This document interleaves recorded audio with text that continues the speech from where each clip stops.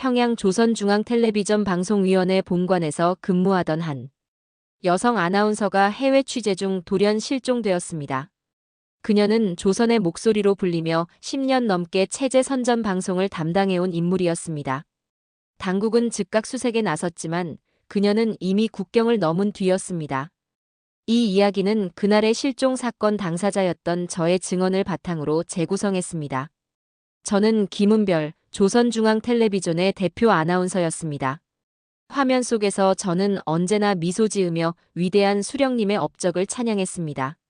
하지만 그 미소 뒤에는 아무도 모르는 공포와 절망이 숨어 있었습니다. 매일 아침 방송국 복도를 걸을 때마다 저는 생각했습니다. 오늘도 무사히 하루를 넘길 수 있을까? 한 글자라도 틀리면, 한 번이라도 표정이 흐트러지면 저는 끝이었습니다.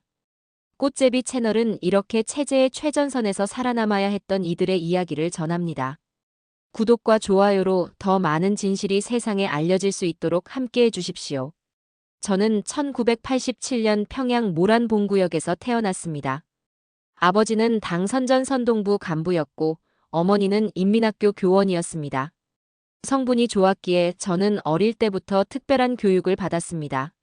소학교 때부터 웅변 대회에 나가 수령님 찬양 연설을 했고 중학교에 들어가서는 학생예술선전대에서 낭독을 담당했습니다. 16살 되던 해 조선중앙방송위원회에서 저를 찾아왔습니다. 동무의 목소리는 혁명의 목소리요. 그렇게 저는 평양방송대학에 특별 입학했고 4년간 발성과 억양, 표정관리, 사상교양을 철저히 배웠습니다. 졸업 후 곧바로 조선중앙텔레비전 아나운서로 발령받았습니다. 처음 생방송에 나섰을 때의 떨림을 지금도 기억합니다. 카메라 너머로 보이지 않는 수백만 인민이 저를 지켜보고 있었습니다. 그리고 그 뒤에는 보위부가 있었습니다. 대본 한 글자라도 틀리면 방송사고 보고서가 올라갔고 사상 검열을 받아야 했습니다. 저는 로봇처럼 움직였습니다. 웃는 각도, 고개 끄덕이는 속도, 눈동자의 방향까지 모든 것이 정해져 있었습니다. 방송이 끝나면 매주 생활총화가 있었습니다. 동료들과 서로를 비판하고 자아비판서를 작성했습니다. 누가 누구를 감시하는지 알 수 없었습니다. 각성은 한 번의 해외 출장에서 시작되었습니다. 2018년 가을, 저는 중국 베이징에서 열리는 국제방송인 대회에 조선 대표단으로 파견되었습니다.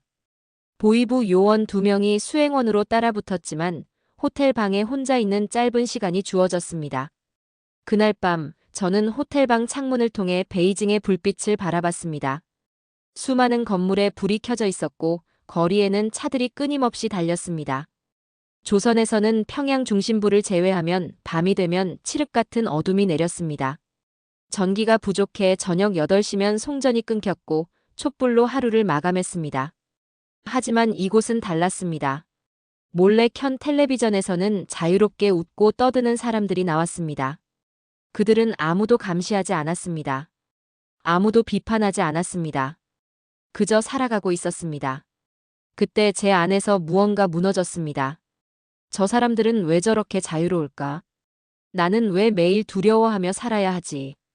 그 질문은 평양으로 돌아온 뒤에도 저를 따라다녔습니다.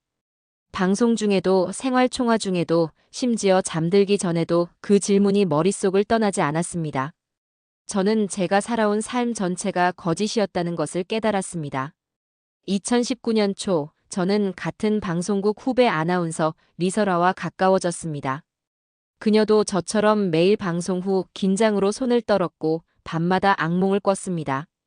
어느 날 야간 방송을 마치고 화장실에서 마주쳤을 때 그녀가 작은 목소리로 물었습니다. 선배, 우리 언제까지 이렇게 살아야 할까요? 저는 주변을 살피며 그녀의 손을 잡았습니다. 조심해. 벽에도 귀가 있어. 하지만 그녀의 눈빛은 이미 결심을 담고 있었습니다. 그날 이후 우리는 조심스럽게 대화를 이어갔습니다.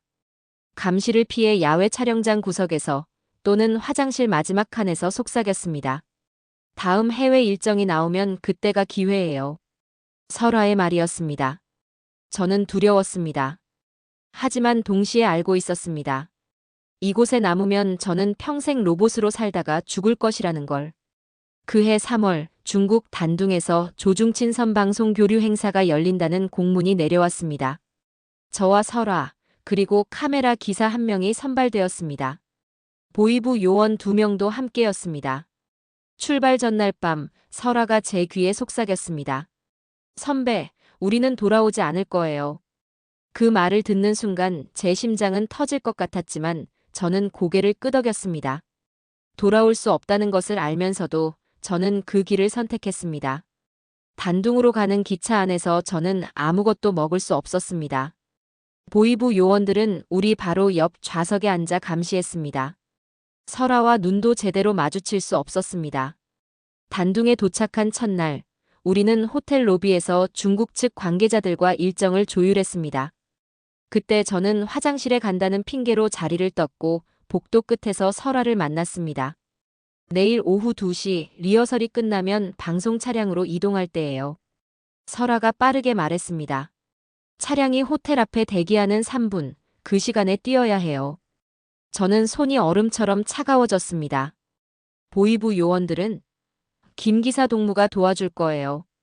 그도 우리와 같은 마음이에요. 다음 날 오후 리허설이 끝났습니다. 저는 평소처럼 대본을 정리하고 화장을 고쳤습니다. 손이 너무 떨려서 립스틱을 제대로 바를 수 없었습니다. 방송장 밖으로 나오자 차량이 대기하고 있었고 보이부 요원 1명이 먼저 차에 올랐습니다. 김 기사가 트렁크를 열며 다른 요원에게 말했습니다. 동무, 장비 좀 확인해 주시오. 그 순간이었습니다. 설화가 제 손을 잡아 끌었고 우리는 인파 속으로 뛰기 시작했습니다. 심장이 목구멍까지 뛰어올랐습니다. 뒤에서 고함 소리가 들렸습니다. 거기서. 하지만 저희는 멈추지 않았습니다. 단둥거리는 사람들로 붐볐고 저희는 그 틈을 비집고 달렸습니다. 조선 옷차림에 저희가 얼마나 눈에 띄었을지 모릅니다. 택시. 설화가 중국어로 외쳤습니다. 그녀는 베이징 출장 때 몰래 배운 간단한 중국어를 준비해뒀던 겁니다. 한 택시가 멈춰 섰고 저희는 뒷좌석으로 뛰어들었습니다. 한국 영사관. 설화가 급하게 말했습니다. 기사는 의아한 표정을 지었지만 차를 출발시켰습니다. 뒤를 돌아보니 보이부 요원들이 거리를 수색하고 있었습니다. 저는 설화의 손을 꽉 잡았습니다. 두 사람 모두 온몸이 땀으로 젖어 있었습니다. 영사관까지는 20분 거리였지만 그 시간이 평생처럼 느껴졌습니다. 매 신호등마다 요원들이 나타날까 두려웠습니다. 택시가 한 건물 앞에 멈췄습니다. 태극기가 보였습니다. 설화가 돈을 건네고 저희는 차에서 내려 영사관 정문으로 뛰었습니다. 경비원이 저희를 가로막았지만 설화가 울먹이며 소리쳤습니다. 우리 탈북자예요. 도와주세요. 그 순간 영사관 직원이 나타났고 저희는 안으로 인도되었습니다. 문이 닫히는 순간 저는 그 자리에 주저앉았습니다. 영사관 안은 조용했습니다. 직원들이 물과 담요를 가져다 주었고 저희는 한참 동안 말을 잇지 못했습니다. 그저 울기만 했습니다. 공포, 안도, 죄책감, 모든 감정이 한꺼번에 밀려왔습니다. 이제 괜찮습니다. 안전합니다. 영사관 직원의 말에 저는 다시 눈물을 쏟았습니다. 저희는 그날부터 영사관 보호 아래 머물렀고 일주일 후 베이징으로 이동했습니다. 한국 대사관에서 신원 확인과 조사를 받았습니다. 그 과정에서 저는 제가 얼마나 유명한 아나운서였는지 새삼 깨달았습니다. 김은별 씨, 남한에서도 선생님 방송을 많이 봤습니다. 대단한 결심을 하셨네요. 담당 직원의 말이었습니다. 한 달 뒤 저희는 인천공항에 도착했습니다. 처음 밟는 대한민국 땅이었습니다. 공항 밖으로 나오자 자유로운 사람들이 보였습니다. 누구도 저희를 감시하지 않았습니다. 누구도 저희에게 보고서를 요구하지 않았습니다. 하나원에서 3개월간 정착 교육을 받았습니다. 설화와 저는 같은 방을 썼고 밤마다 서로를 안아주며 울었습니다. 우리 해냈어요, 선배. 우리 정말 해냈어요. 설화의 말에 저는 고개를 끄덕였습니다. 하지만 동시에 평양에 남겨둔 부모님 생각에 가슴이 찢어졌습니다. 지금 저는 서울에서 살고 있습니다. 더 이상 방송국 아나운서가 아닙니다. 탈북민 정착 지원 단체에서 상담사로 일하며 저와 같은 길을 걸어온 사람들을 돕고 있습니다. 처음 한국에 왔을 때는 모든 것이 낯설었습니다. 편의점에 가면 선택지가 너무 많아 무엇을 사야 할지 몰랐고 지하철을 타면 사람들이 모두 휴대폰을 보고 있어 신기했습니다. 유튜브라는 것을 처음 알았을 때는 충격이었습니다. 누구나 자유롭게 영상을 올리고 의견을 말할 수 있다는 것이요. 설화는 지금 방송 관련 일을 배우고 있습니다. 언젠가 남한 방송국에서 일하는 것이 그녀의 꿈입니다. 저희는 지금도 자주 만나 밥을 먹고 서로의 하루를 나눕니다. 김 기사님은 저희보다 2달 늦게 한국에 도착했습니다. 그분은 지금 물류회사에서 일하며 새 삶을 시작했습니다. 부모님 소식은 들을 수 없습니다. 제가 탈북했다는 사실이 알려지면서 부모님은 처벌받았을 것입니다. 그 죄책감은 평생 제 가슴에 남을 겁니다. 하지만 저는 후회하지 않습니다. 탈북은 끝이 아니라 시작입니다. 자유로운 삶의 시작이고 진짜 인간으로 사는 시작입니다. 저는 이제 아침에 눈을 뜰 때 두렵지 않습니다. 오늘 무슨 실수를 할까 걱정하지 않아도 됩니다. 그저 오늘 하루를 살아가면 됩니다. 구독과 좋아요는 꽃제비 채널이 더 많은 이야기를 전하는 큰 힘이 됩니다.